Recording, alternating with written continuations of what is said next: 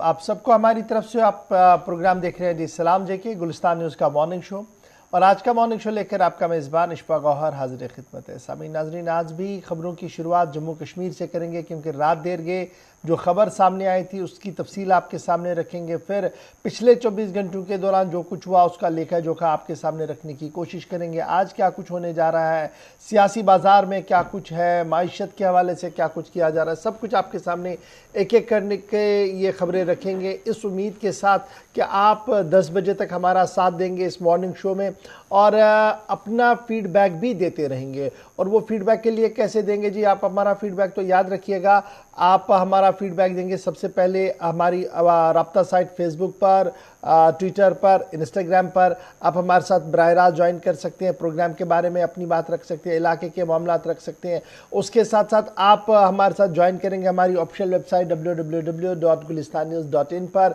जहां पर आप खबर देखेंगे भी, खबर पढ़ेंगे भी और दुनिया तक जब आप सब्सक्राइब उसे करेंगे, शेयर करेंगे तो दुनिया तक वो खबर जो है वो आगे भी जाएगी। तो इस उम्मीद के साथ ये राब्ते रहेंगे जी आपके और हमारे 10 बजे तक, लेकिन 9:40 पर हस्बे वादा आपके सामने फ़ोन लाइन्स भी खोली जाएंगी। और जब फ़ोन लाइन्स ऑन होंगी तो आप और हम बात करेंगे, मसाइल पर गुफ्तगू करेंगे और हुकूमत तक आपकी आवाज़, आपके मामलों को पहुँचाने की कोशिश करेंगे इस उम्मीद के साथ कि मसले और मसाइल जो है वो हल हो। लेकिन तय प्रोग्राम का जो फॉर्मेट है वो ये है कि प्रोग्राम के पहले पड़ाव पर जब हम खबरों पर आते हैं तो उससे पहले ज़रा माजी की ओर एक नज़र डालते हैं। और माना जा रहा है कि बेहतर कौम और बेहतर मुस्तकबिल के लिए माजी को याद रखना बहुत ज़्यादा ज़रूरी है और माजी के जरोखे में आपको लिए चलेंगे आसिफ रशीद। बहुत बहुत शुक्रिया आप सभी का हमारे साथ ज्वाइन करने के लिए। खुशामदीद, सुबह बखैर। प्रोग्राम सलाम जेके आप देख रहे हैं दिल्ली के स्टूडियो से बराह रास्त। आगाज करेंगे तय फॉर्मेट के मुताबिक और सबसे पहले नजर हिस्ट्री ऑफ द डे पर। आज का दिन अहम इसलिए है चूंकि 4 दिसंबर सन 1951 में मीर बाइस मौलवी मोहम्मद यूसुफ पाकिस्तानी मकबूजा कश्मीर के सदर नामजद किए गए और इस पर काफी बवाल भी उसके बाद मचा। भारत की तरफ से एतराज भी इस पर जताया गया। साल था 1977। आज ही का दिन जब मिस्र के खिलाफ, जिसे आप इजिप्ट भी कहते हैं, अरब महाज आज के दिन कायम हुआ था और एक नई तहरीक अरब ममालिक के अंदर शुरू मिस्र के खिलाफ कर दी गई थी। साल था 1982। आज ही का दिन था जब अवामी जमहूरिया चीन ने मौजूदा आईन इख्तियार किया था, यानी जो कॉन्स्टिट्यूशन आज चीन के अंदर है इसकी शुरुआत 1982 में आज ही के दिन हुई थी। 1534 में आज ही का दिन था जब तुर्क सुल्तान सुलेमान ने बगदाद फतह किया था। 4 दिसंबर 1534 को। 4 दिसंबर 1668 आज का दिन, साल 1668 जब मुगल बादशाह औरंगजेब आलमगीर ने अपने भाई शहजादा मुराद बख्शो को तख्तेदार पर चढ़ा दिया। और आज ही के दिन 1881 में लॉस एंजलिस में टाइम्स का पहला एडिशन शाया किया गया था इस नए अखबार का, जिसकी शुरुआत 4 दिसंबर को 1881 में आज के दिन हुई थी। इसके अलावा साल था 2012 जब शाम में मार्टर हमलों में 29 अफराद हलाक हो गए थे और शाम के अंदर इस तरह के हमलों का सिलसिला साल 2009 से शुरू हुआ था जो 2019-20 तक भी जारी रहा, लेकिन 2012 में तबाहकुन सूरत हाल आज के दिन पैदा हुई थी। साल 1957 था, दिन था 4 दिसंबर। लंदन में आज ही के दिन लुशाम ट्रेन हादसे का शिकार हुई जिसमें मौके पर ही 92 अफराद की जान चली गई और 236 से ज्यादा जख्मी हुए थे। इसलिए लंदन में आज का दिन 12 बजे तक वहां के वक्त के मुताबिक अहम तकरीब उन लोगों की याद में होती है जो ट्रेन हादसे का शिकार हुए थे और 92 लोगों की मौके पर ही इस हादसे में जान चली गई थी। चलिए जनाब, ये तो तारीखी पस मंज़र की बात थी, यानी माजी में आज के दिन की कुछ अहम तरीन झलकियाँ जो आपके सामने रखने की कोशिश की। आसिफ ने अब ज़रा बढ़ते हैं आगे और बात कल रात की करते हैं, क्योंकि कल रात जम्मू के मुख्तलिफ इलाकों के अंदर शोर शराबा था। और शोर शराबा क्यों था? क्योंकि आसमान पर कुछ चीज़ें दिखी, कुछ चमकदार तारे दिखे, जिसके बाद तरह तरह की अफवाहें और तरह तरह की बातें सामने आई है। ताहम ये जो मिस्टीरियस लाइट कल देखने को मिली है, इस पर पुलिस का बयान भी अब सामने आया और पुलिस ने वजाहती तौर पर इसे कह दिया कि एक रूटीन मैटर है और स्टारलिंक सैटेलाइट ट्रेन जो कल देखने को मिली है माजी में भी इससे पहले कई मकामात पर इस तरीके की चीजें जो है वो देखने को मिली है। पहले हमने देखा कि राजौरी, पुंछ, जम्मू के साथ साथ पठानकोट तक या पंजाब के कुछ हिस्सों में ये पुरस्कार रोशनी जो है वो दिखी और हैरानकुन मनाजिर थे। बहुत सारे लोगों ने पहली बार देखा था। और चूंकि आपको ये भी याद दिलाते चलें,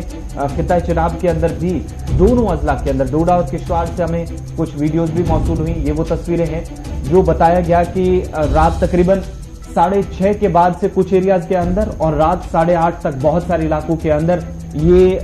ट्रेन जैसी कोई चीज हवा में देखी गई, जिसने हैरान बहुत लोगों को किया। लेकिन एलन मस्क के जो स्टारलिंक सैटेलाइट है उसको लॉन्च करने का एक मंसूबा था साल 2015 में। एलन मस्क के जो उनकी एक्सपेस नाम से कंपनी है, जिसको इस ट्रेन का या ये जो सैटेलाइट है इसको लॉन्च करने का मंसूबा जो बनाया गया था, इसका मकसद ये था कि दूर दराज इलाकों के अंदर इंटरनेट की जो स्पीड है उसको तेज किया जा सके। और बताया ये जाता है, जो माहिरीन रात से बता रहे हैं, इस पर तबसरा कर रहे हैं कि इस पर जहां लोगों को इस पर हैरानी हुई, एक तो ये कि डरने की या घबराने की जरूरत नहीं है। वही मंसूबा जो साल 2015 में एलन मस्क के एक्सपेस की तरफ से लॉन्च करने की तैयारी हुई थी, उस पर बाकायदा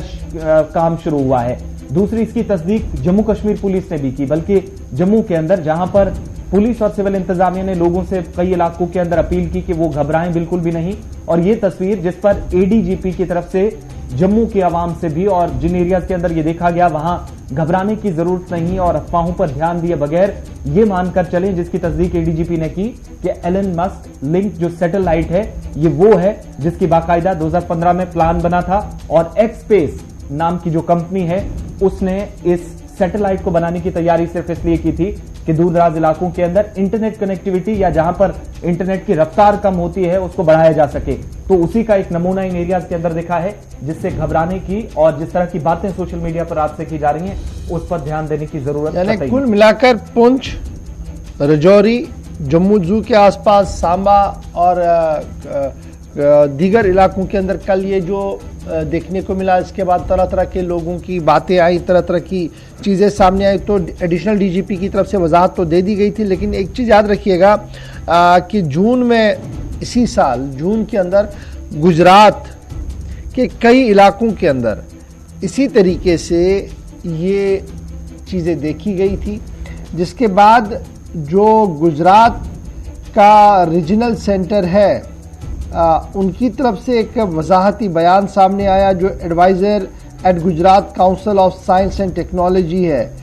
उन्होंने एक डिटेल स्टेटमेंट इस पूरे मामले पर दिया और कहा ये सैटेलाइट का एक मामला है जी, जो लगातार इस पर मॉनिटरिंग की जा रही थी। और क्योंकि उस वक्त भी जुलाई के महीने में गुजरात के अंदर तरह तरह की बातें कही गई थी, यूएफओ का अनआइडेंटिफाइड फ्लाइंग ऑब्जेक्ट कहा गया था, कुछ लोगों ने और इसको अपने अपने तरीके से लिया गया था। और कल जब जम्मू के कई इलाकों के अंदर ये तस्वीरें देखने को मिली तो हंगामा तो था ही, दहशत तो थी, क्योंकि तरह तरह की बातें चल रही थी सोशल मीडिया पर। लेकिन रात देर गए डीजीपी का बयान भी आया और उसके साथ साथ ये जो मैंने आपके सामने बयान रखा, ये जो Gujarat council for science and technology का बयान आया था एडवाइज़र का, उन्होंने जून के महीने में इसी तरीके से ये सारी चीज़ें जो वहाँ पर भी देखी थी और उन्होंने भी इसी तरीके की वजाहत जो थी की थी, जो आसिफ ने थोड़ी देर पहले आपके और भी यहाँ पर बताते चले। एलन मस्क जो कि सीईओ हैं टेस्ला मोटर्स के भी, और एक्सपेस कंपनी जिसका ये तैयार करदा जो स्टारलिंक सैटेलाइट है। दूसरी बात ये कि इनका मजीद इस्तेमाल हो सकता है कि अगले कुछ दिनों के अंदर, और आप देखें क्योंकि जनवरी के महीने तक हो सकता है भारत सरकार की तरफ से जो मुख्तलिफ मीडिया रिपोर्ट्स आ रही हैं, जिसके लिए एलन मस्क जो कि जनूबी अफ्रीका के शहरी हैं, बिजनेसमैन हैं, एंटरप्रेन्योर हैं, उनकी तरफ से अप्लाई किया गया है लाइसेंस के लिए। भारत सरकार से राब्ता किया गया है कि जनवरी तक वो उन्हें इजाजत दे तो एक्सपेस की जानिब से तैयार किया गया ये सैटेलाइट भारत के अंदर मजीद इस्तेमाल कर सकें। यानी ये तो एक झलक थी, इसमें माहिरीन का ये भी मानना है कि जनवरी तक अगर भारत सरकार एलन मस्क को लाइसेंस दे देती है, जो सीईओ हैं टेस्ला मोटर्स के, एक्सपेस कंपनी भी उनकी तरफ से है, और हो सकता है कि वो इस तरह के मजीद तजर्बे हिंदुस्तान के बाकी रियासतों के अंदर या कई इलाकों के अंदर देखने को मिले। ये तो थी जनाब वो खबर जो रात देर गई थी और सोशल मीडिया पर कई सवालात पूछे जा रहे थे। रात को बड़े लोगों ने कहा था कि जनाब इसकी वजाहत हो कि क्या मामला है, क्योंकि दहशत बहुत सारा है मुख्तलिफ इलाकों के अंदर, सरहदी पट्टी वाले इलाके के अंदर काफ़ी दहशत था। तो जनाब डरने की कोई बात नहीं, तकनीकी मामला है, साइंसी मामला, और साइंसी एतबार से जो बातें हमारे पास थी वो हमने आपके साथ शेयर कर दी। अब बढ़ते हैं जी आगे, बात जम्मू कश्मीर इंतजामिया की करते हैं। जम्मू कश्मीर इंतजामिया ने गुज़श्ता दिनों बल्कि कई महीनों से एक बड़ा फैसला लिया कि जनाब एनरोलमेंट ड्राइव जो है वो होनी चाहिए। एनरोलमेंट का मतलब ये कि जो बच्चे स्कूल नहीं जा रहे हैं उन्हें स्कूलों तक लाया जाए। अब सरकारी स्कूलों में उनका दाखिला हो, सरकारी स्कूलों में उन्हें दाखिला दिया जाए, उस सिलसिले में मशक्क़त की गई, रैलीज की गई, सेमिनार्स किए गए, लोगों के दरवाज़ों पर दस्तक दे दी गई और टीचर्स, नॉन टीचिंग स्टाफ लगातार जो है वो कोशिशें करते रहे, जिसका मस्बत असर भी जो है वो देखने को मिला। तकरीबन 50 से 55 हज़ार तलबा जो है वो एनरोल हो गए हैं, एक मोहतात अंदाजे के मुताबिक जो हमारे पास एदाद शुमार है। लेकिन अब सवाल ये है कि एक तरफ से एनरोलमेंट ड्राइव जिसे हंगामी बुनियादों पर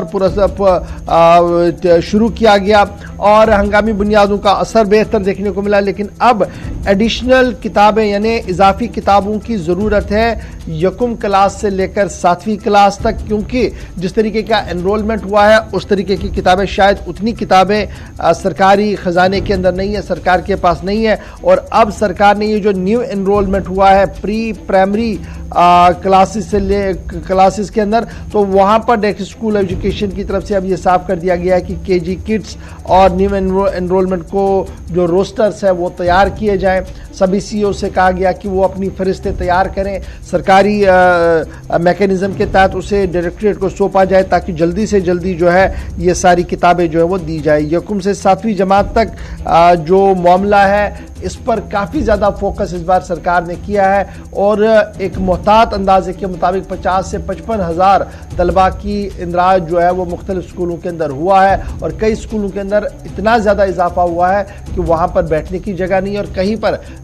2 या 4 बच्चे ही आए हैं। और यहाँ पर भी सरकार का एक फैसला है कि वहाँ पर मर्ज किया जाएगा उन स्कूलों को। लेकिन बड़ा सवाल ये है कि अब किताबें बांटने का मामला जो है वो सामने आ रहा है और किताबें शायद सरकारी डायरेक्टर स्कूल एजुकेशन के पास उतनी मुआफिर मिकदार में नहीं है। इस सिलसिले में अब हतमी फरिश्ते जो है वो सीईओ से कहा गया कि वो तैयार करें ताकि टाइम पर किताबें जो है वो दी जा सके उन बच्चों को जो इन सरकारी स्कूलों के अंदर दाखिला लेने जा रहे हैं। चलिए, जम्मू कश्मीर के बाद बात जरा लद्दाख इंतजामिया की भी करते हैं और आपको याद है कि 6 तारीख यानी पीर का दिन काफी अहम लद्दाख के लिए है। लेकिन उससे पहले एक बड़ी डेवलपमेंट हुई है जहां पर लद्दाख के अंदर मुख्तलिफ सियासी जमातों की तरफ से, जहां पर हमने पहले देखा केडीए और बुद्धिस्ट एसोसिएशन समेत कई तंजीमें आगे आई थी। हालांकि बाद में एक एसोसिएशन की तरफ से अलहदगी का भी ऐलान किया गया। लेकिन लद्दाख के अंदर जो बुनियादी मामलात हैं वो सरकार के नोटिस में लाने के लिए और सख्त इकदामात उठाने पर हुकूमत की तवज्जो मबजूल कराने के लिए लद्दाख के अंदर एजिटेशन का ऐलान किया गया था। 6 दिसंबर को बाकायदा मुख्तलिफ जो सोशल रिलीजियस ऑर्गेनाइजेशन थी उनकी तरफ से अनाउंसमेंट की गई थी कि बंद किया जाएगा, एहतिजाजी धरने दिए जाएंगे, वॉक्स होंगे, सेमिनार्स होंगे, प्रोग्राम्स किए जाएंगे और 6 तारीख को एजिटेशन का असर यूटी के दोनों अजला में लेह और करगिल के अंदर लद्दाख यूटी में देखने को मिलेगा। लेकिन उससे पहले बड़ी बात यह कि हुकूमत की जानिब से इसमें पेशरफ्त की गई है और वजारत दाखिला ने एजिटेशन से पहले ही अब आला सतही इजलास बुला लिया है और आगे का रोड मैप क्या रहेगा, आगे की हिकमत अमली क्या रहने वाली है, उस पर बाकायदा बात होगी। एजिटेशन परसों शुरुआत इसकी होनी थी, कल का छुट्टी का दिन, लेकिन मंडे से जब इसकी शुरुआत होनी थी तो वजारत दाखिला ने लद्दाख पर आला सतही मीटिंग तलब कर ली है और मकामी नौजवानों को जो रोजगार देने का मसला था, जिस पर बाकायदा एक प्लान देने पर जोर दिया जा रहा था मुसलसल मुख्तलिफ जमातों की तरफ से, उस पर बात हो सकता है कि 10,000 से ज्यादा मकामी नौजवानों के लिए नौकरियों का भी ऐलान सरकार के जो अगला उनका रोड मैप हो सकता है उसमें ये चीज मेंशन की गई। और जहां तक मीटिंग का सवाल है तो मरकजी वजारत दाखिला के सीनियर अफसरान मौजूद रहेंगे। चीफ सेक्रेटरी जम्मू कश्मीर के अलावा लद्दाख के एडवाइजर जो हैं लेफ्टिनेंट गवर्नर के मुशीर, वो भी इसका हिस्सा होंगे। और 13 दिसंबर को बंद की कॉल थी, लेकिन 6 तारीख से एजिटेशन बाकायदा शुरू करने एक शेड्यूल तरतीब दे दिया गया था, जिससे पहले वजारत दाखिला ने हाथ आगे बढ़ाते हुए लद्दाख के उन सभी जमातों को आगे आकर टेबल पर बात करने के लिए भी बुला लिया है। इन्हें कुल मिलाकर 8 तारीख को मरकजी वजारत दाखिला ने लद्दाख के मामले पर एक आला सतही इजलास तलब किया गया। दोपहर 3 बजे ये मीटिंग मुनक्किद होगी, जिसमें होम सेक्रेटरी जो है वो खुद मौजूद रहेंगे, लद्दाख अफेयर्स के जो इंचार्ज है वो मौजूद रहेंगे, उसके अलावा जम्मू कश्मीर के चीफ सेक्रेटरी इसमें मौजूद रहेंगे। मामला जम्मू कश्मीर के बाद लद्दाख का इसलिए इंतहाई गर्म इस वक्त है क्योंकि KDA और एपेक्स ने हमगीर एहतजाज की अपील की थी, तैयारियां जोरों पर थी। इस बीच मरकजी वजारत दाखिला की नींद टूटी और उन्होंने मामले को समझते हुए अब मीटिंग का पहल किया है, क्योंकि माना जा रहा है कि इस वक्त लद्दाख इंतजामिया को एक बहुत बड़ी परेशानी दरपेश है और परेशानी यह है कि ह्यूमन रिसोर्स यानी मुलाजमीन की कमी है। अगरचे श्रीनगर यानी जम्मू कश्मीर इंतजामिया और लद्दाख इंतजामिया के बीच एक MOU भी तहरीर किया गया था, दस्तखत हुआ था, लेकिन उसके बावजूद भी मकामी तौर पर काफी परेशानियां, और उन परेशानियों के अंदर इब्तिदाई खबरों के मुताबिक 10,000 से 12,000 लोगों की रिक्रूटमेंट हंगामी बुनियादों पर करनी थी, जो पिछले 2 साल के दौरान नहीं हो पाई। और जब एहतजाज की कॉल दोनों तंजीमों की तरफ से मुश्तरका तौर पर दी गई, तो अब 8 तारीख को 8 दिसंबर को दोपहर 3 बजे मीटिंग तलब की है दफ्तर वजारत दाखिला के अंदर, जिसमें डॉक्टर अरुण कुमार मेहता जो चीफ सेक्रेटरी है, एडवाइजर लेफ्टिनेंट गवर्नर के जो उमंग नरोला है, joint secretary union territory division ministry for home affairs, और chairman staff service commission SSC जो है वो इस मीटिंग का हिस्सा बनेंगे, ताकि एक रोड मैप खींचा जाए कि किस तरीके से ये 10 से 12,000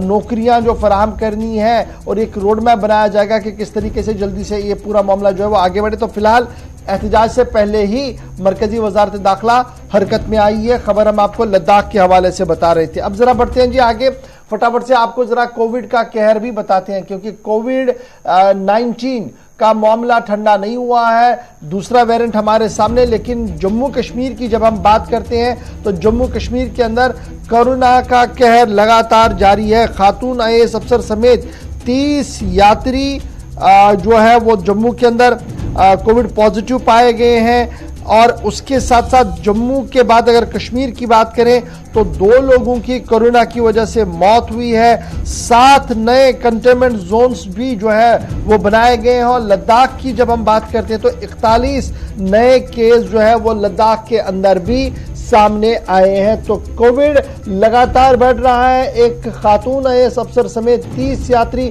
56 से ज्यादा टेस्ट कोविड पॉजिटिव जम्मू के अंदर, 2 लोगों की कोरोना की वजह से मौत कश्मीर के अंदर, और 7 नए कंटेनमेंट जोन्स भी बना दिए गए हैं। ये एक बड़ी डेवलपमेंट जो है वो इस हवाले से आ रही है, क्योंकि माता वैष्णो देवी के पास आपको याद होगा कि पिछले 2-3 दिनों से लगातार कोरोना पॉजिटिव केसेस जो है वो मिल रहे हैं और उन्हें वापस भी किया जा रहा है। लेकिन कल एक बार फिर नए केसों ने दस्तक दे दी है माता वैष्णो देवी स्थापन के अंदर, जिसके बाद अलर्ट पर पूरा इंतजामिया आ चुका है।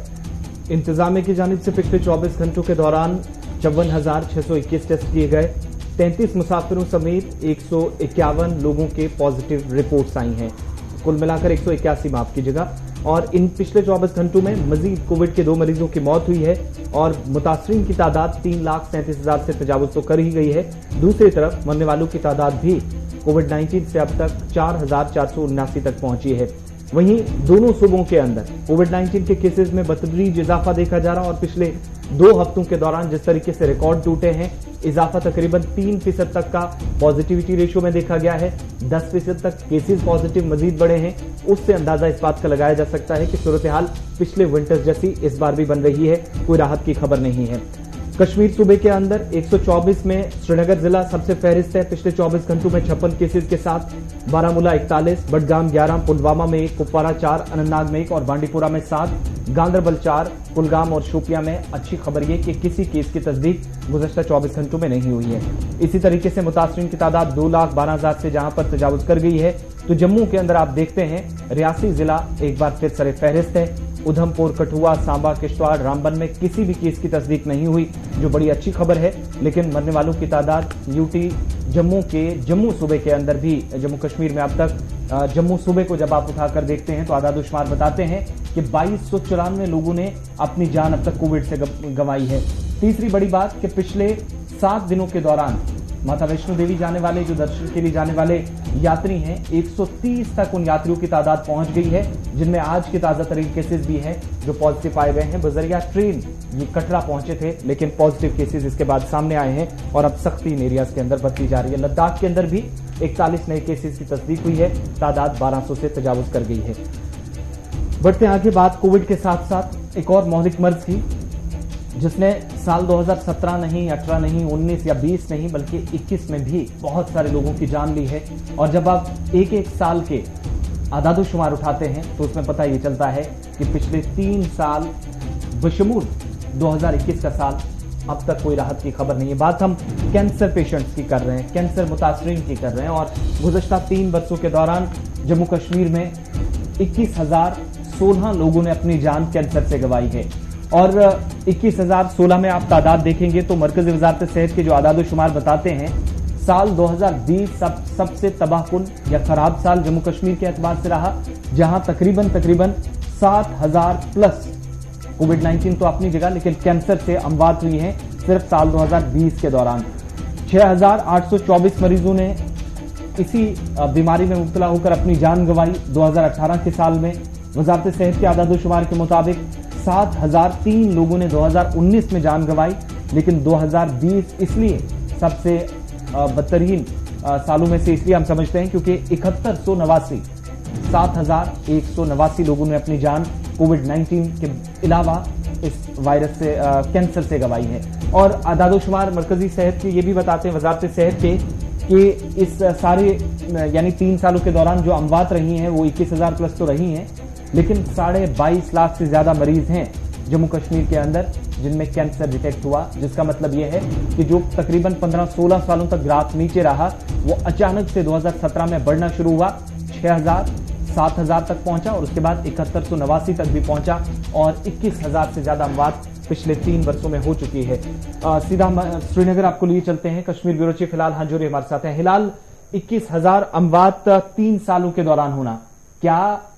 तशखीस, टेस्टिंग या फिर ये माने कि किसी किस्म के आज के वक्त में भी कोविड-19 या बाकी मर्ज तो अपनी जगह था, लेकिन कैंसर का जो इलाज जम्मू कश्मीर के अंदर पहले कहा जाता था अवेलेबल नहीं है, तो पंजाब, चंडीगढ़ या बाकी रियासतों का आप रुख कीजिएगा, दिल्ली पहुंच जाइए, लेकिन क्या जम्मू कश्मीर के अंदर आज 2021 के वक्त में भी अमवात जो बढ़ी है इसकी वजह माने कि इलाज बेहतर नहीं है, तशखीस सही तरीके से मरीजों की नहीं होती, जिसकी वजह से अमवात जो 15-16 सालों में ग्राफ नीचे रहा 3 सालों में अचानक बढ़ गया? देखिए आसिफ, ये 2 चीजें हैं। एक ये कि कैंसर पेशेंट्स की तादाद बढ़ना, तो हम देख रहे हैं कि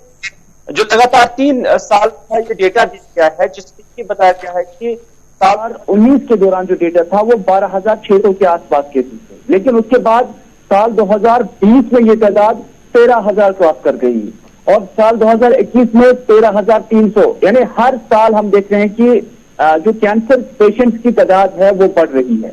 और इसमें दूसरी चीज ये है कि जब हम मोर्टेलिटी रेट देखते हैं तो मोर्टेलिटी रेट में हम देख रहे हैं कि लगभग 55% जो है इसकी मोर्टेलिटी है, यानी हर 100 पेशेंट्स में से इन 3 साल के दौरान 55 लोग मर चुके हैं। यानी ये कितनी डेडली डिजीज है और इसका इलाज अभी अगरचे पूरे मुल्क के साथ साथ दुनिया में मुकम्मल तौर पर नहीं है, 100% इसका इलाज नहीं है, लेकिन अब सेहत हुकाम की जंग से जब हम देखते हैं तो हिंदुस्तान एशिया की ऐसी 8 कंट्रीज में आता है जहां पर कैंसर से जूझने के लिए या इसका मुकाबला करने के लिए जो प्रिपेयरनेस होनी चाहिए वो 8वें मुल्क के तौर पर होती है। तो इस तरह से अंदाजा लगाया जा सकता है कि मुल्क के अंदर भी हेल्थ का स्टेटस क्या है, इंफ्रास्ट्रक्चर क्या है, इक्विपमेंट क्या है, मैनेजमेंट मशीनरी क्या है, 8वें नंबर पर हम एशियन कंट्रीज के अंदर है। नंबर 2 ये कि जी कंटिन्यू करें आप भी, मैं करता हूं फिर। नंबर 2 ये कि जिस तरह से आदाद-ओ-शुमार मिल रहे हैं इससे लगता है कि आने वाले वक्त में और भी केसेस कश्मीर के अंदर या जम्मू के अंदर बढ़ सकते हैं, क्योंकि केरला जहां हिंदुस्तान के अंदर नंबर 1 स्टेट है, जहां पर सबसे ज्यादा केसेस है, जहां पर सबसे ज्यादा कैंसर के मरीज हैं, वहीं पर मिजोरम दूसरे नंबर पर है जहां पर कैजुअलिटी जो है ऐसे केसेस की ज्यादा हो जाती है। लेकिन जम्मू कश्मीर किसी भी तौर पर इन स्टेट से पीछे नहीं है। साल 2016 के आंकड़े जब हम देखते हैं, अगर से दूर दूर तक जम्मू कश्मीर पहले 13 कंट्रीज लिस्ट में नजर नहीं आ रही हैं, लेकिन जिस नजरिए से अब यहाँ केसेस बढ़ रहे हैं उससे अब ये भी टॉप 15 के अंदर जो है ये स्टेट भी आ रही है। अच्छा हिलाल, बड़ा इंपॉर्टेंट ये है ना कि आंकड़े चाहे सरकार अपने बताएं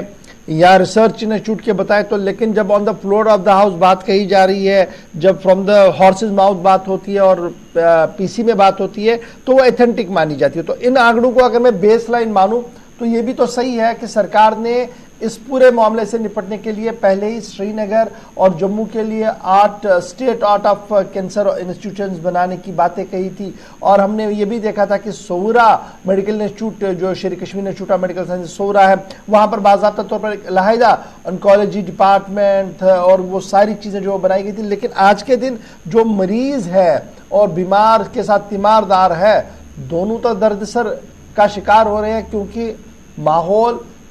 एक तरफ से और मामला दूसरी तरफ से, दोनों बिगड़े हुए दिख रहे हैं वहां पर। देखिए गौर, इस बीमारी का जब हम वैज्ञानिकों की बात करते हैं, डॉक्टर्स की बात करते हैं, साइंटिस्ट की बात करते हैं, तो उनका ये अभी भी ये मैटर ऑफ कंसर्न है कि इस बीमारी का मुकम्मल इलाज नहीं है, बल्कि इनिशियल स्टेज में अगर इस बीमारी की तशखीस होती है तो उसके बाद इसको डिले किया जा सकता है और इसकी जो रफ्तार है बढ़ने की उसको कम किया जा सकता है मुख्तलिफ कीमोथेरेपीज के जरिए, मुख्तलिफ मेडिसिन के जरिए, जहां तक हमने डॉक्टर सियादान के साथ बात की है। लेकिन अभी तक मुकम्मल क्यूरेबल ये डिजीज नहीं है। इस तरह से जम्मू कश्मीर के अंदर भी इस बीमारी के खिलाफ लड़ने की कोशिश जो है वो जरूर है, लेकिन क्या सही रफ्तार है, ये एक सवाल है। नंबर 2, न सिर्फ गवर्नमेंट स्तर पर बल्कि हम एनजीओ के माध्यम से भी देखते हैं कि बड़े बड़े इदारे जम्मू कश्मीर के अंदर काम कर रहे हैं जो इस बीमारी का मुकाबला करने की कोशिश कर रहे हैं, क्योंकि एक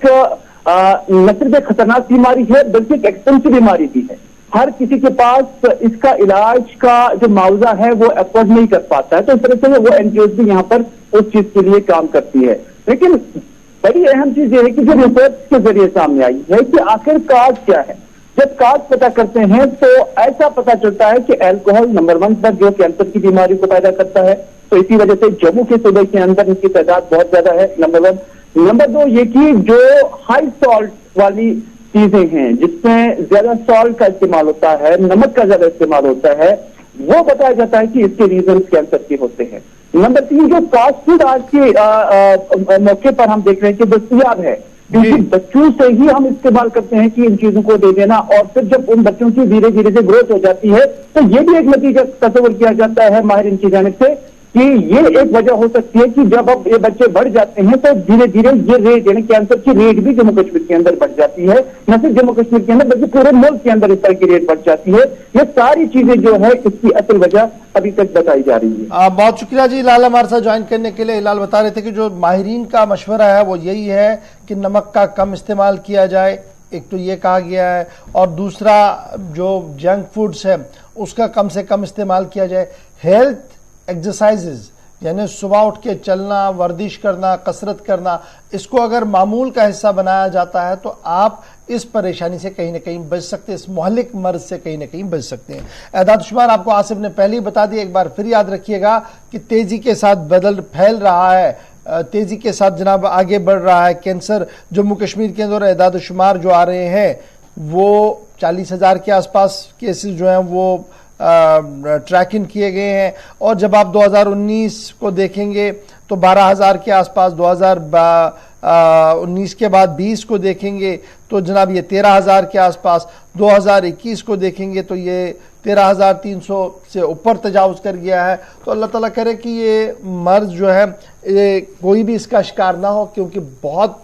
खतरनाक बीमारी है और हमने अपने माशरे के अंदर आगे पीछे देखा कि कितनी तबाहियां इससे हो रही है। अगर आपके आसपास भी कोई बीमार है, इस तरीके का कैंसर पेशेंट है, जरूर उसकी खैरियत के लिए जाइए, पूछिए, और उसकी फाइनेंशियल स्टेबिलिटी है, क्या वो इलाज कर पा रहा है, उसके लिए थोड़ी सी मदद कीजिएगा,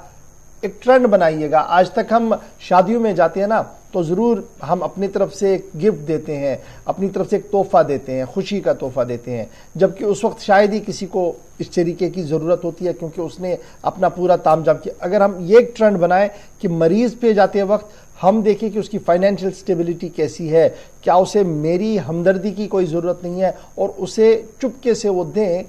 ताकि वो अपना इलाज कर सके। अगर इस ट्रेंड को हम अडॉप्ट कर सके तो काफ़ी परेशानियां जो इन दिनों हमारे पास देखने को मिल रही हैं, जो कॉल्स हमें मौसूल हो रही हैं, उस पर कहीं ना कहीं राहत मिल सकती है। और ये सब हम आपस में बैठकर कर सकते हैं, अपनी फैमिली से शुरू करेंगे, सोसाइटी के अंदर डीप इन जाकेंगे तो हर एक घर तक इसकी रसाई मुमकिन हो सकती है। छोटे से ब्रेक के लिए रुक रहे हैं, ब्रेक के उस पार अब बताएंगे आपको कि स्कॉश ने एक बार फिर मैदान मार दिया है। मैदान कहां पर मारा है, कौन सी किस पायदान पर वो आए हैं, वो भी आपको बताएंगे। और फिर एक राहत की खबर उन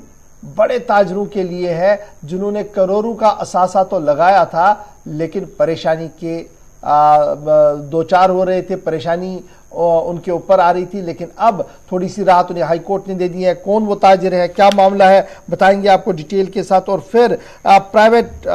जो पैरामेडिकल इंस्टीट्यूशंस है वो परेशान क्यों है, इस पर भी डिटेली गुफ्तगू करेंगे और आपको बताएंगे कि क्या कुछ चल रहा है। छोटे से कमर्शियल ब्रेक के बाद हाजिर होंगे। उम्मीद है कि आप हमारा साथ देंगे दोबारा से छोटे से ब्रेक के बाद।